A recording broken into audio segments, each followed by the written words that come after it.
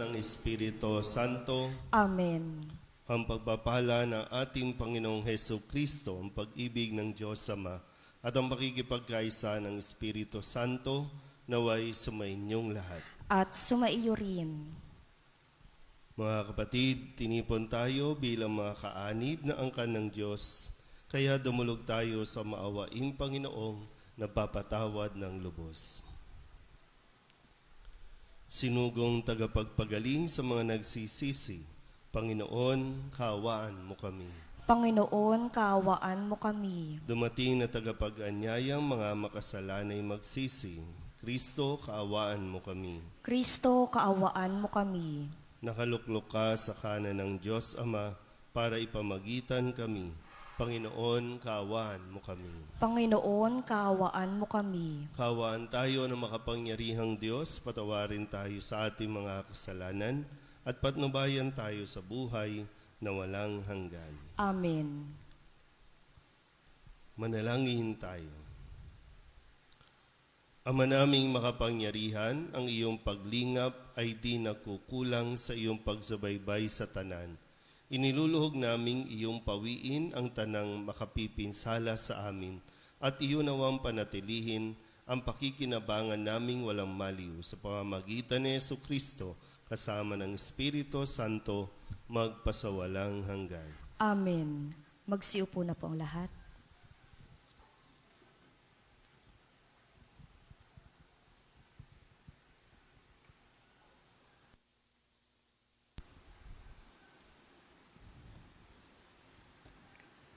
Pagbasa mula sa ikalawang sulat ni Apostol San Pedro.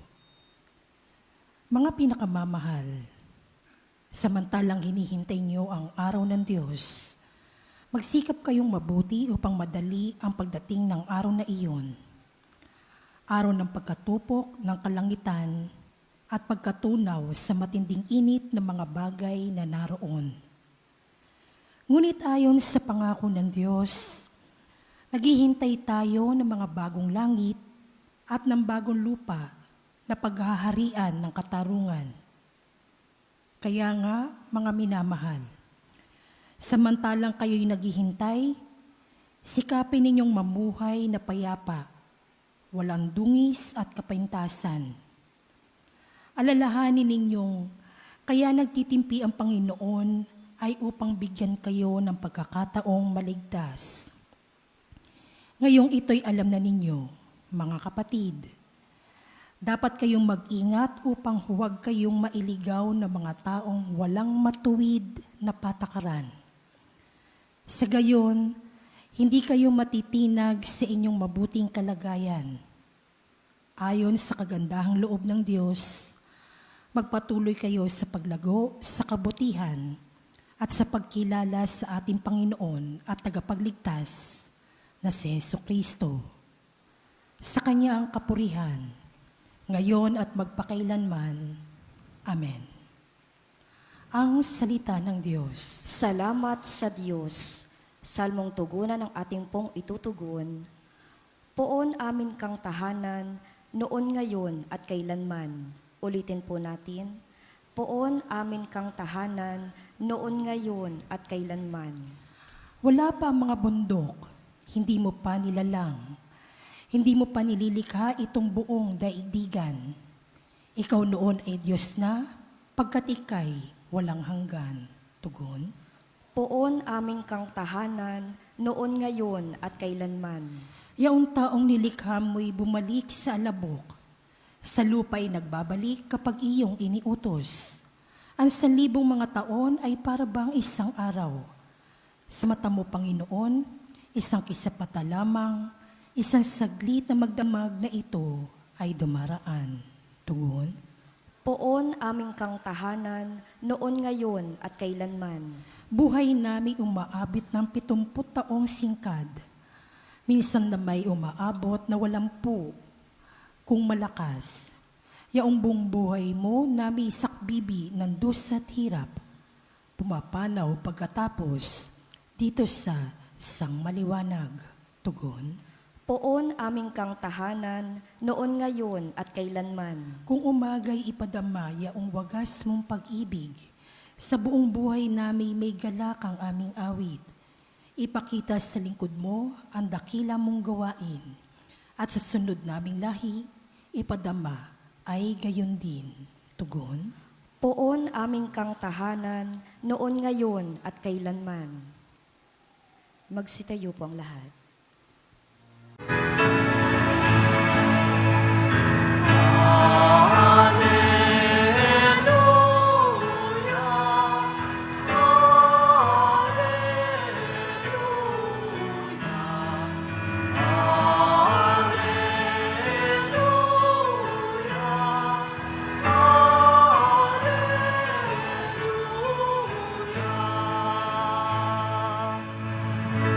Sa daigdig ay laganap, liwanag na sumisikat, salitang buhay ng lahat. Alleluia, Alleluia.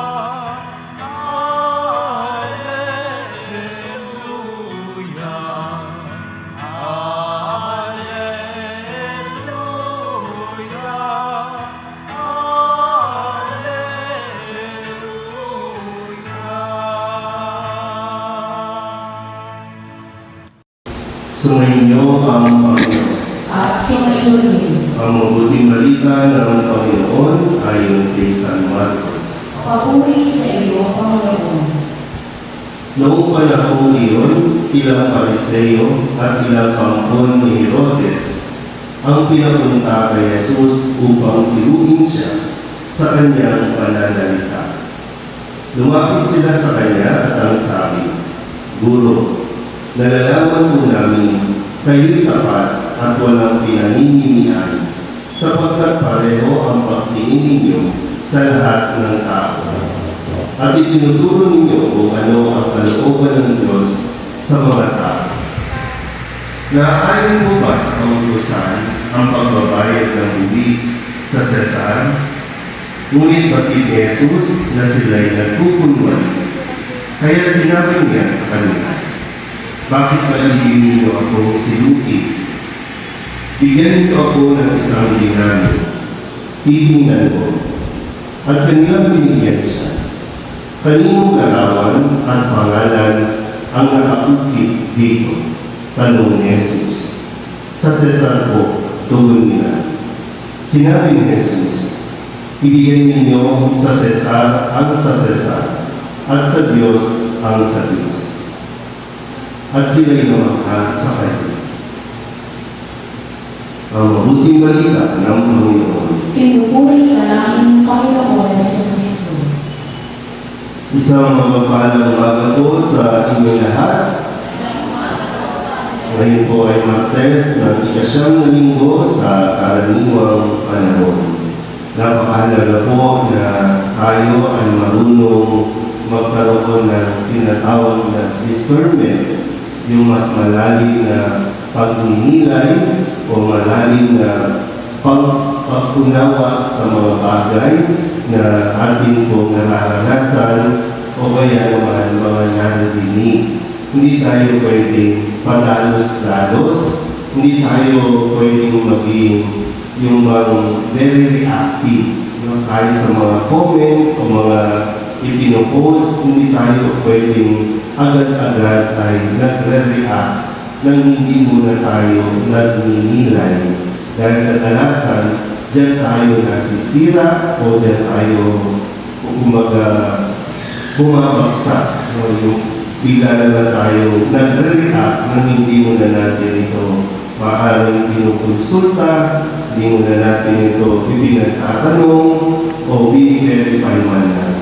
Kaya sabi ni San Pedro, mag-ingat kayo sa mga para hindi kayo mailigaw ng mga taong, di ba, nag-aakala na para sa kabutihan natin yung kanilang sinasabi, pero ikinasasama pala natin. Kaya sa Ebanghelyo, ito yung ginawa. No? Alam ni Jesus at yung mga lumalapit sa kanya ay umuhuli lang. No? Inuhuli lang si Jesus base sa kanyang sasabihin, kaya nga derechahan din niya sinabi o sinagot yung kanilang tanong. No? At sinabing, bakit gusto niyo kong siluin tungkol dito sa usapin ng pagbabayad ng buwis? Kasi ang mga Hudyo galit sa Roma o sa imperyo ng Roma. At ang imperyo ng Roma ay pinagbabayad ng buwis ang lahat ng nasasakupan, kabilang na ang mga Hudyo na kanila ring nasakop. So kapag sinagot ni Jesus, hindi dapat, di lalabas na siya ay nagre-rebelde sa pamahalaang Romano. Magkakagulo, pwedeng huhulihin sa Jesus dahil sa kanyang mga ipinapahayag. Pero ito po yung ipinapaalala din sa atin, no? Na hindi rin tayo dapat na humiwalay. Kasi ang bawat, sabihin na natin, no? Lahat ng Katoliko, siyempre, lahat na ng mga relihiyon o sekta, yan ay sakop ng gobyerno. At bilang isang mamamayan o citizen, ay meron tayong responsibilidad tumugon sa panawagan ng gobyerno, lalong-lalo na sa pagbabayad ng buwis. Mahalaga ang buwis dahil ito ang gagamitin ng ating pamahalaan para sa mga proyekto o matugunan din ang pangangailangan ng mga programa na para lalo na sa mga mahihirap. Hindi natin pwedeng i-justify o sabihin na taong simbahan ako, kaya hindi ako dapat magbabayad ng buwis. Maging si Jesus, inutusan niya si Pedro na magbayad ng buwis. Sino bang hindi na nagbabayad ng buwis dito? O sinong hindi nagbayad? At i-justify natin yung simbahan. Minsan laging ganun, no? Pag matatapakan ka o masasagasaan ka, either sa pera man yan o sa ating pong paniniwala, ang pinakahuli nating sinasabi, magkahiwalay ang simbahan at ang gobyerno. Kaya nga, sa pagninilay ng ating simbahan, isa sa mga mainit na usapin ngayon ay, bakit ba nakikialam ang simbahan sa usapin ng divorce?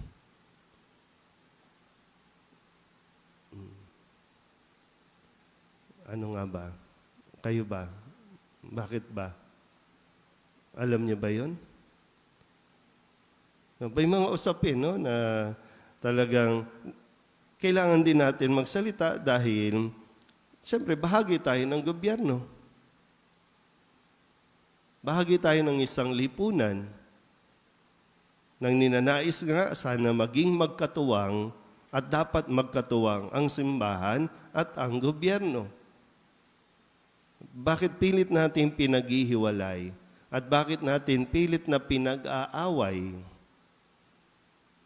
Ang gobyerno ang sasabihin para sa kapakanan. Kasi hindi na sila masaya. Kasi nagbubugbugan na sila. Kaya gusto natin ng batas. Samantala, ayaw natin pakinggan ang sinasabi ng simbahan na para sa kapakanan ng lalong higit ng buong pamilya, hindi lang ng isa, kundi ng buong pamilya. Yan, sadyang mabilis tayo mailigaw. Lalo na kapag sinabi ng isa na para maging masaya kayo. So parang ang gusto sabihin, ayaw ng simbahan na maging masaya kayo. Kaya kailangan natin mas maging matalino. Marami ang gusto tayong iligaw. Marami ang gusto tayong lalong alisin sa tamang direksyon dahil sa kanilang mga mapalabok at mga mapanlinlang na mga pananalita. Akala natin maganda, pero lalo nating ikinapapahamak ito. Kaya katulad na ni Jesus, pinakita niya sa kanyang pagharap sa mga gustong sumira sa kanya, ay mas pagnilayan muna natin ng mabuti bago po tayo magbitaw ng ating mga comments, bago tayo magbitaw ng ating mga sariling opinion. Amen?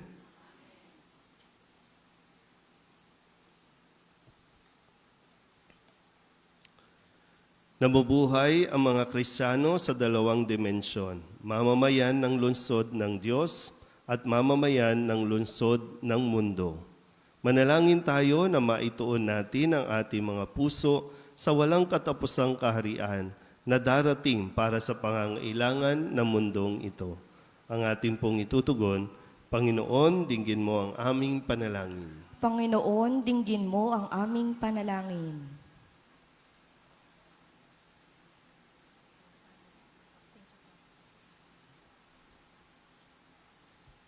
Ang mga pinuno at miyembro ng simbahan naway maging makatotohanan sa kanilang tungkulin na maging mga propeta, saksi, laban sa mga demakataong krimen at kawalang katarungan.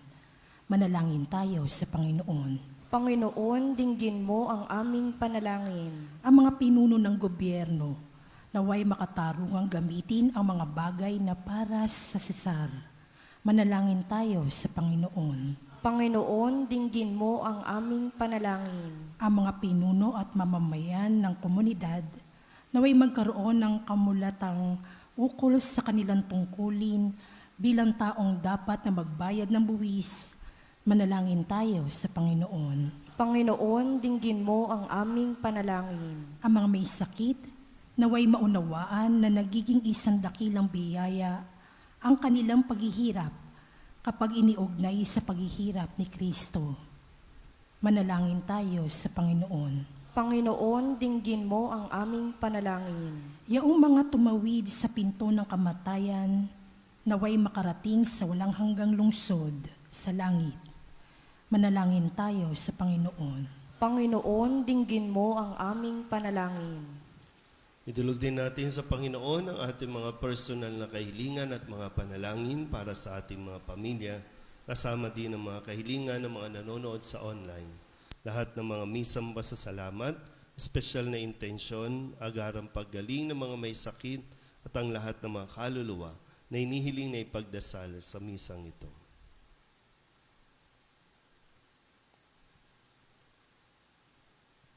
Ang lahat ng ito iniiling namin sa ngalan ni Kristong aming Panginoon. Amen.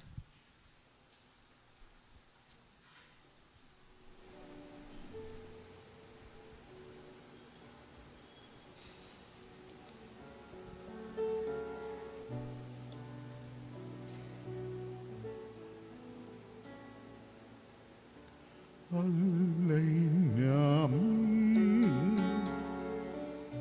aming buhay,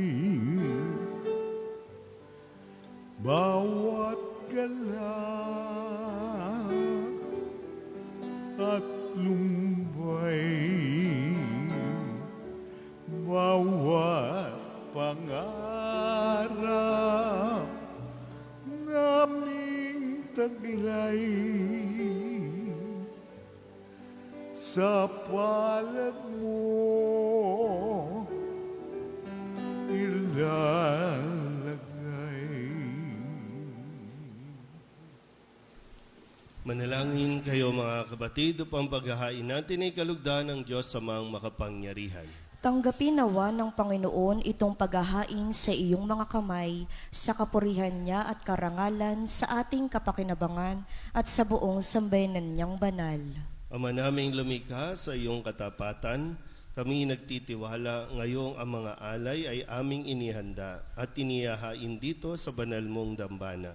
Sa kagandahang loob mong sa aming dumadalisay, kami naway makaganap ng may malinis na kalooban sa paglilingkod namin sa banal na pagdiriwang. Sa pamamagitan ni Jesu Kristo, kasama ng Espiritu Santo, magpasawalang hanggan. Amen. Sumainyo ang Panginoon. At sumaiyo rin. Itaas sa Diyos ang inyong puso at diwa. Itinaas na namin sa Panginoon. Pasalamatan natin ang Panginoong ating Diyos. Marapat na siya ay pasalamatan. Ama naming makapangyarihan, tunay ngang marapat na ikaw ay aming pasalamatan. Ikinalugod mong likain ang sanlibutan na iyong pinagbabago at idinarangal sa pamamagitan ng iyong anak na kinalulugdan. Kaya tutang na loob ng iyong mga itinatangi at ng mga banal na kapiling mong lagi ang iyong paggiliw at pagkakandili. Kaya kaysa ng mga anghel na nagsisiawit ng papuri sa iyo nang walang humpay sa kalangitan, kami nagbubunyi sa iyong kadakilaan.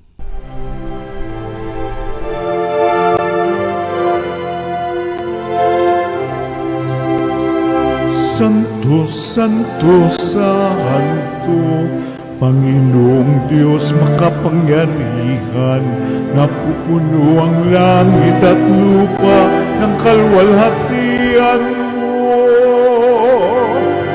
Hosana sa kaitaasan, pinagpalang na paririto sa ngalan ng Panginoon. Hosana sa kaitaasan.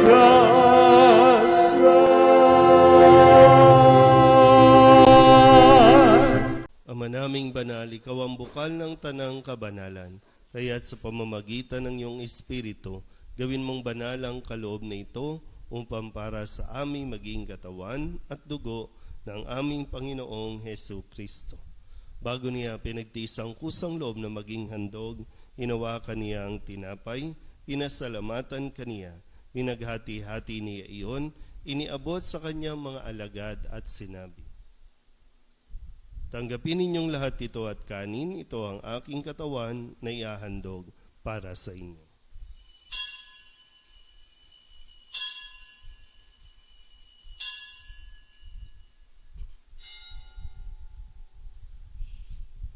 Gayun din naman ang matapos ang hapunan, hinawakan niya ang kalis, muli kaniyang pinasalamatan.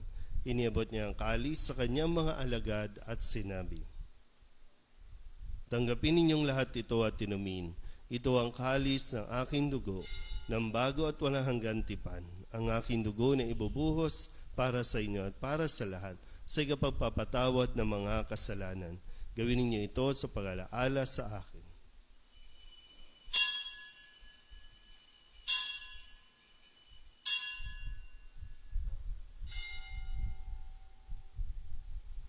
Ipagbunyi natin ang misteryo ng pananampalataya.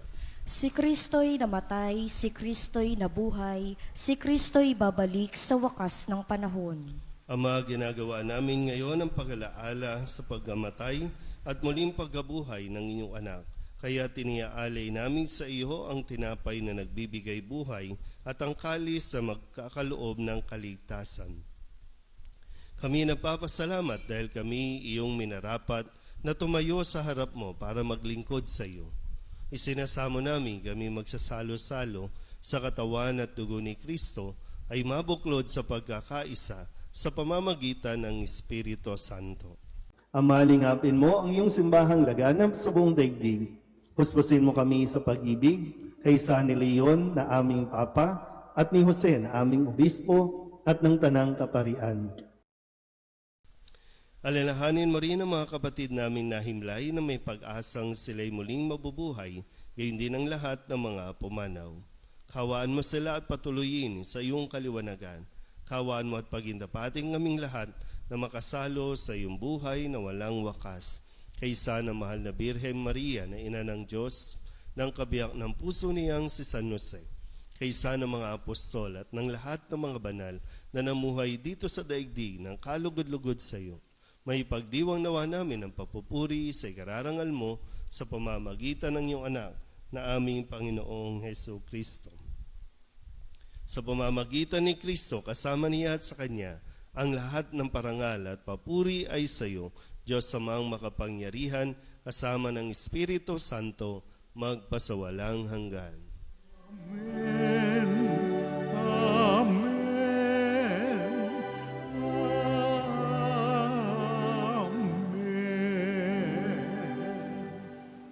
Sa tagubilin ng mga nakagagaling na utos at turo ni Jesus sa Panginoon natin at Diyos, ipahayag natin ang lakas loob.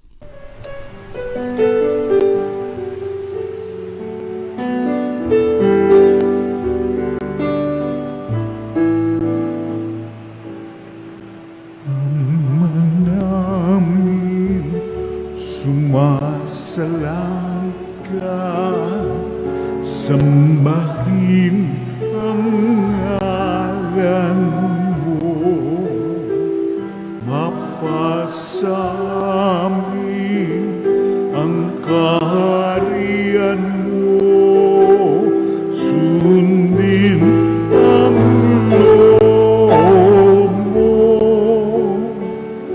dito sa lupa para nang sa langit. Bigyan mo po kami ngayon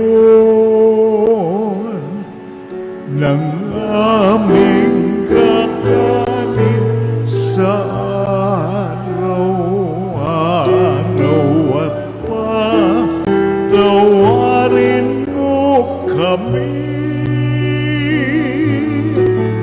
sa aming mga sala para ng pagpapatawan namin sa nagkakasala sa amin, at huwag mo kaming ipagdulot sa tukso, at yadya mo kami sa lahat ng masama. Hinihiling namin kami iadya sa lahat ng masama, pagkalooban ng kapayapaan araw-araw, iligtas sa kasalanan at ilayo sa lahat ng kapahamakan, samantalang aming pinananabikan ang dakilang araw ng pagpapahayag ng tagapagligtas naming sa Jesucristo. Sapagkat iyo ang kaharian at ang kapangyarihan at ang kapurihan magpakailanman. Amen. Panginoong Jesucristo, sinabi mo sa iyong mga apostol, kapayapaan ang iniiwan ko sa inyo, aking kapayapaan ang binibigay ko sa inyo. Tunghayan mo ang aming pananampalataya at huwag ang aming mga pagkakasala. Pagkalooban mo kami ng kapayapaan at pagkakaisa ayon sa iyong kalooban, asama ng Espiritu Santo, magpasawalang hanggan. Amen. Ang kapayapaan ng Panginoon ay laging sumainyo. At sumaiyo rin. Mabigayan po tayo ng kapayapaan sa isa't isa.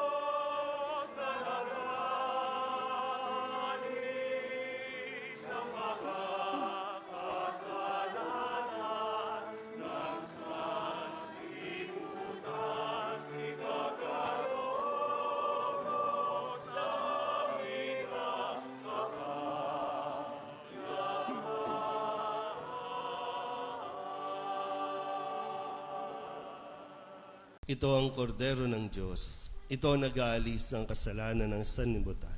Mapalad ang mga inaanyayahan sa kanyang piging. Panginoon, hindi ako karapat-dapat na magpatuloy sa iyo, ngunit sa isang salita mo lamang ay gagaling na ako.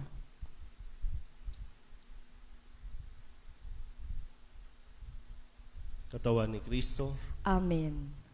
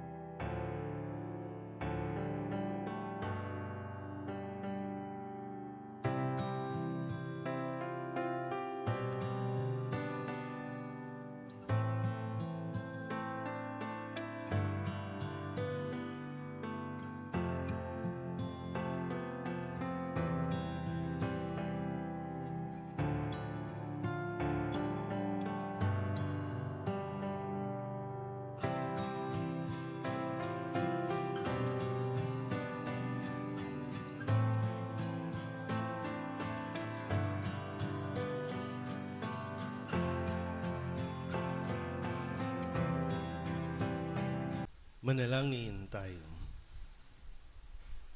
Ama naming mapagmahal, pagharian mo sa iyong Espiritu, kaming pinapakinabang mo sa katawan at dugo ni Kristo, upang di lamang sa pagsasalita, kundi rin naman sa pagsasagawa. Ikaw ay aming maipagdangal at maging marapat kaming makapasok sa kaharian mo sa kalangitan. Sa pamamagitan ni Jesucristo, kasama ng Espiritu Santo, magpasawalang hanggan. Amen. Sumainyo ang Panginoon. At sumaiyo rin. At pagpalain kayo ng makapangyarihang Diyos, Sama at Anak at Espiritu Santo. Amen. Tapos ng banal na misa, humayo tayo sa kapayapaan ni Kristo. Salamat sa Diyos. Magandang umaga po. Nuestro Padre Jesus Nazareno, sinasamba ka namin, pinipintungo ka namin, aral mo ang aming buhay at kaligtasan. Nuestro Padre Jesus Nazareno, iligtas mo kami sa kasalanan. Ang krus mong kinamatayan ay sagisag ng aming kaligtasan. Nuestro Padre Jesus Nazareno, dinarangal ka na amin. Nuestro Padre Jesus Nazareno, nilulwalhati ka namin. Nuestro Padre Jesus Nazareno, dinarangal ka na amin. Nuestro Padre Jesus Nazareno, nilulwalhati ka namin.